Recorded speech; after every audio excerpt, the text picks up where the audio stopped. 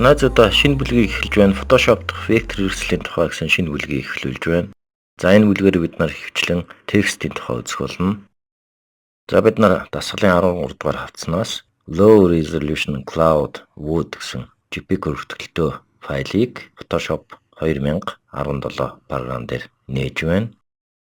За энэ нягтрашил буюу resolution маш багатай тэм JPEG хүртгэлтэй файл байна. За бид нар энэ зургаас тэр үүлдний хэсгийг сонгож selection хийж mask үсгье. Ингэж mask үүсгэхээс өмнө бид нар Photoshop програм дахь вектор хэрэгслүүдийн тухай үзье. Зүүн хэсэгт хэрэгслүүдийн панелд бид нар Photoshop дахь 4 вектор хэрэгслийн icon-ыг үзье. За эхнийх нь pen буюу үзгэн хэрэгсэл, хоёр дахь нь болохоор текстэн зориулсан хэрэгсэл байна. За гурав дахь нь болохоор path selection буюу мөр зам сонгох сонголтын хэрэгсэл байна. Хэв хэлбэрийн хэрэгсэл байна. За геометр төрсийг яаж бий болгох болон янз бүрийн хэлбэр төрсүүдийг вектор зураг байдлаар зурх боломжтой энэ хэрэгслийн тусламжтайгаар. За түрүүний хэлсэнчлэн бид нар үүлний зургийг selection хийж mask болгож авъя. За ингэхэд бол бид нар quick selection tool гэсэн биерийг ашиглана. Тэр context sensitive зурваснаас бид нар enhance буюу автоматар өргөдгөх тэлэх гэсэн мөрний идэвхжүүлэх идэвхцнийг шалгаад за тэгээд биерийнхаа хэмжээг сонгоод үүлний хэсгийг selection хийж авч байна. За ингээд selection хийсний дараа select зэснээс select and mask гэсэн командыг дуудъя. За тусдаа цонх нэгдэж байна. Mask зориулсан тусдаа цонх нэгдэж байна. Ref гэсэн доош тодорхойдог мөрнөөс бид нар on white гэсэн сонголтыг хийлээ.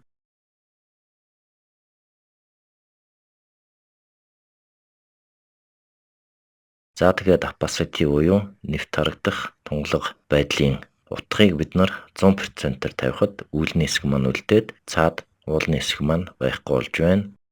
За үүлнийхээ иргэмэг зах хязгааруудыг smooth буюу уусалтай болохын тулд edge detection гэсэн доош задурдаг зэснээс радиусыг 40 пикселээр тавиад за октавчийг товчлоо.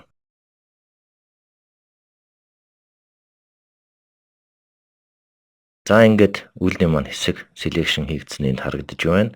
За одоо бид нар масктай зориулж тусдаа layer давхарга үүсгэх ёстой. Ингийн тулд бид нар Ctrl Alt товчийг дарангаа G товчийг товшиход за шинээр layer үүсгэх үү гэж асууж байна. За бид нар үүсгэсэн нэр өгөөд ок товчийг товчлоо. За шинээр үүсгэсэн давхарга үүссэн ба бид нар энэ шинээр үүсгэсэн давхарга болон background давхаргын хооронд текст бичих ёстой. За иймээс background гэсэн давхаргаа идэвхжүүлээд зүүн хэсэгт байх хэрэгслүүдийн панелаас text гэсэн icon дээр удаан тавшихад бид нар эндээс horizontal tab буюу хэвтэй байдлаар бичигдсэн командыг сонгоод за зүүн дээд ууланд байх T үсгэн дээр маусны баруун товчийг товшин reset tool гэж командыг ажилууллаа. Ингээд Myriad Pro гэсэн текстийн шрифт цаанаасаа тохируулагдсанаар гарч ирсэн байна. За бид нар өөр текстийн шрифтийг сонгох боломжтой.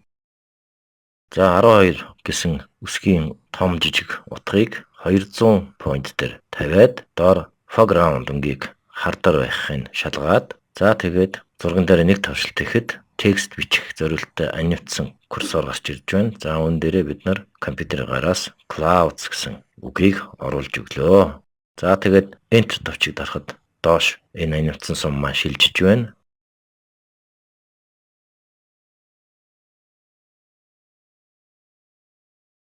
За бид нар Ctrl Enter товчийг дарангуут аниутсан зурвас маань байхгүй болж байна. Marquee tool буюу move хийх зорилттой хэрэгслээ сонгоод саяын бичсэн clouds гэсэн бичиглэлээ текстээ жоохон доошлуулад үүсгэсэн үүлний маскны цаахан навчиж тавьж байна. Живсэн байдлаар байрлуулж байна. Зурга харагдцын томруулад үсгнийхээ иргэмүүдийг харъя. Зигзаг хэлбэртэй байна.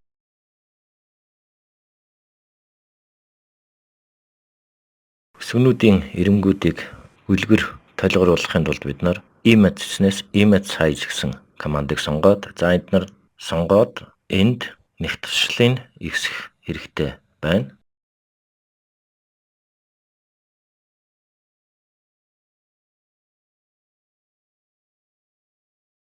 Resolution буюу нэгтэршил гэсэн мөрөнд бид нар 300 гэсэн утгыг тавиад өгье.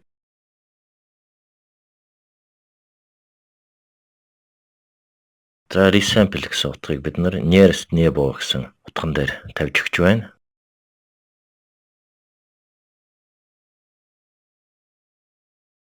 За ингээд бичсэн текстээ харахад өмнөхөөсөө ялгархгүй юм шиг харагдаж байгаа боловч Octo шиг төвшөөд үндсэн зураг руугаа ороод харахад өсгөнүүдийн маань иргэмэг маш сайхан өөсөвгүй болсон нь энд харагдаж байна.